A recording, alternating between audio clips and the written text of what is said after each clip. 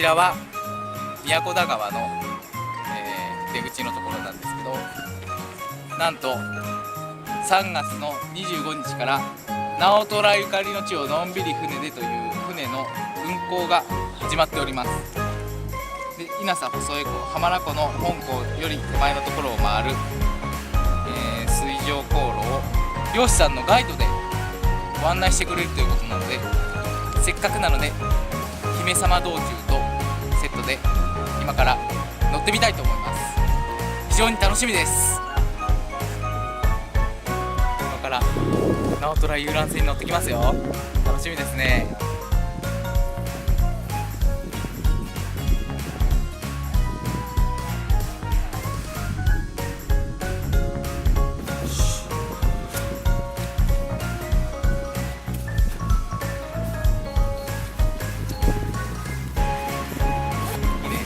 釣り行く時を思い出すね。じゃあ乗ってみます。失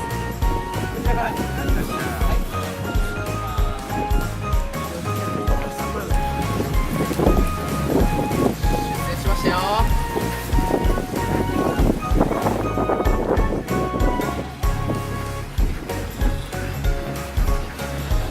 はい、皆さん本日は遊覧船ご乗船ありがとうございます。今年はですね、この比嘉の宮古田川のほとりで、大河ドラマ館がオープンということで、これから用事が良くなるということで、私たちもね、私の優先組合の有志で、この宮古田川直虎遊覧船ということで、3月の25日に、遊覧船をオープンしまして、ただまた寒い日が多くてですね、また昨日は一日雨が降ったということで、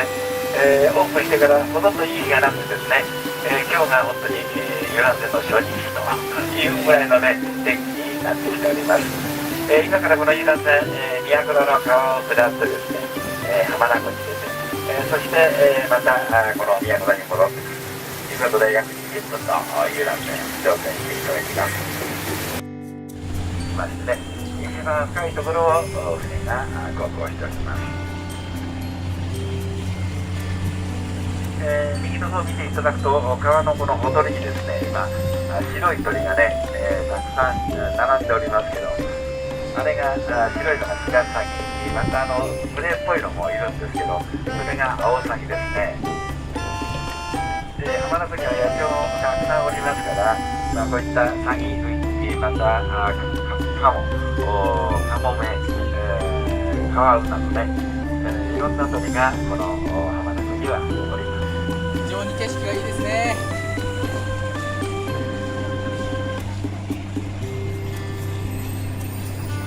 昨日は雨降ってましたんでね、露天商の方も建物だけ作って人はいなかったんですけど、今日はその分たくさんのお客さんがこの方に来ております。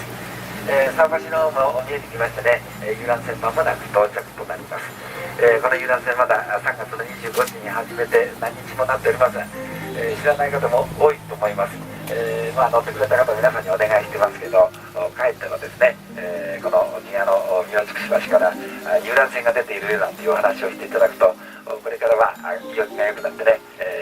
お客さんも増えてくるかなというふうに思いますので、どうかまたこの遊覧船の紹介をしていただきたいというふうに思います。今日は寒い中まで乗船していただきましてありがとうございました。遊覧船これにて到着です。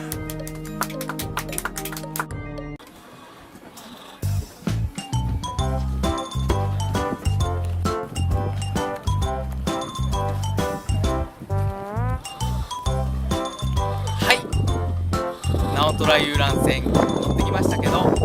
非常に景色もよく、潮風が気持ちよかったです。浜名湖の本湖とは違う細江湖って言って本湖に出ないところのクルーズの案内なんですけど、景色はすごいいいです。これから春になったらもっと暖かいですし、気持ちよく乗船できると思います。こちらの直虎遊覧船は3月の25日より